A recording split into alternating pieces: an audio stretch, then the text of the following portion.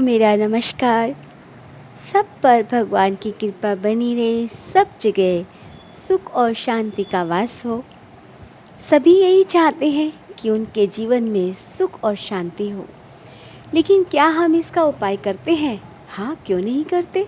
हम पंडित जी के पास जाते हैं, मंदिर में जाते हैं, और जब कभी कोई बड़ा कष्ट होता है तो जो पंडित जी बताते हैं वह पूजा पाठ करते हैं। तो पूजा पाठ के साथ साथ एक चीज़ शायद आपने जानी होगी कि ये प्रकृति ईश्वर ने बनाई है। जब तक कि हम इस प्रकृति का ध्यान नहीं रखेंगे, यानी नेचर के करीब नहीं होंगे, नेचर को नहीं समझेंगे, तब तक शायद हम कष्टों में घिरे रहेंगे। आप कहेंगे कि हम तो बहुत सेवा करते हैं, मंदिर जाते हैं, पूजा पाठ करते हैं, व्रत करते हैं, दान पुण्य भी करते हैं। तो उसके साथ साथ आप एक उपाय और भी कर लीजिए। आप जब अपने घर में खाना बनाते हैं और किसी को खाना थाली में देते हैं, अगर वह आपकी बनाई हुई सब्जी थाली में बचा देता है या थोड़ा सा चखता है, जू का तू थाली में छोड़ देता है, तो आप कहते हो बताओ, खाना सारा का सारा छोड़ दिया है।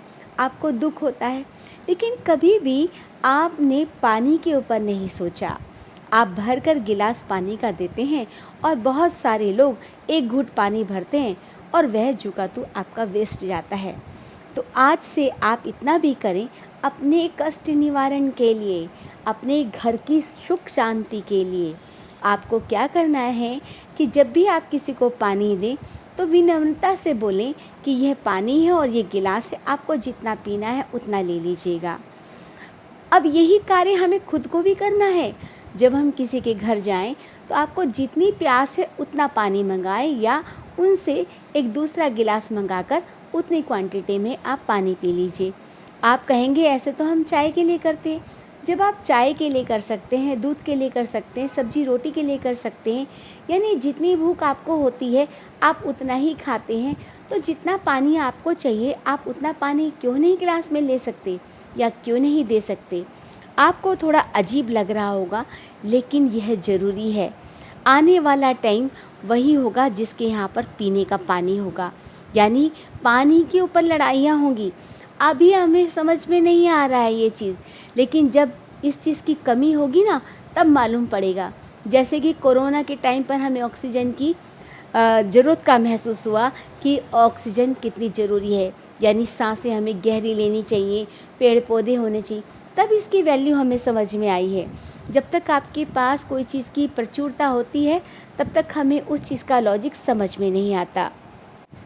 दूसरी बात, जब भी हम कूड़ा डालते हैं तो आपके घर में कुछ कांच वगैरह टूट जाता है तो आप उसी डस्टबिन में डाल देते हैं।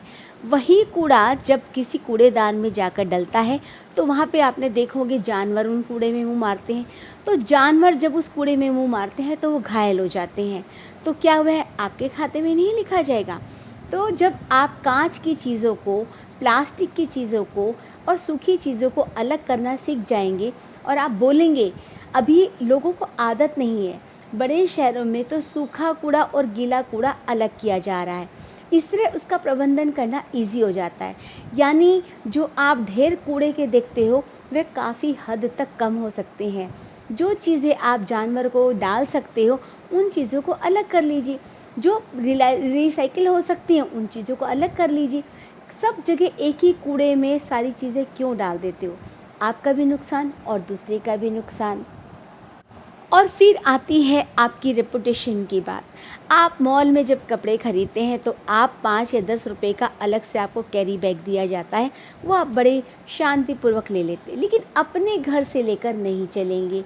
जब भी आप सब्ज़ी लेने जाते हैं तो बड़े बड़े प्लास्टिक के थैले आप लटका कर ला रहे होते हैं। क्या पहले सामान नहीं आता था? पहले भी तो लोग, और अभी भी आपको कौन कह रहा है कि आप घर में से लिए?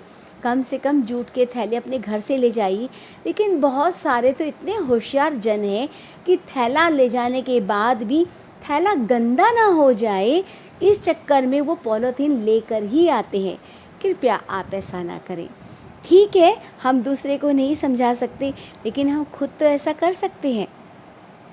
पॉलीथीन किसी चीज़ में आ भी गई है तो उसको सावधानी पूर्वक उसमें से फल सब्जी आप निकाल कर उस थैली को दोबारा आप यूज़ में ला सकते हैं या दोबारा सब्जी उसमें ला सकते हैं। फिर आता है आपका एक्वागार्ड का पानी। जब आप देखते हैं कि उसका कुछ वेस्टेज पानी यानी वेस्टेज वाटर निकलता है, वो ऐसे के ऐसे ही बह जाता है। आप चाहें तो उसको बाहर गैलरी धोने में आप यूज़ कर सकते हैं, उनको पौधे में डाल सकते हैं, उनसे पोछा आप धुलवा सकते हैं। सड़क के ऊपर कहीं पानी डालना होता है वहाँ पर डाल सकते हैं, यानी उस पानी का भी आप यूटिलाइज़ कर सकते हैं। यहाँ मैंने बहुत छोटी छोटी सी बातें बताई हैं जो आपके जीवन में खुशियाँ बिखेर देंगी, क्योंकि प्रकृति को नाराज़ करके तो भगवान भी आपकी मदद नहीं कर सकते। आपका किया हुआ छोटा सा कार्य आपके लिए बहुत बड़ी उपलब्धि बन सकता है, आपके बच्चों के जीवन में खुशियाँ ला सकता है।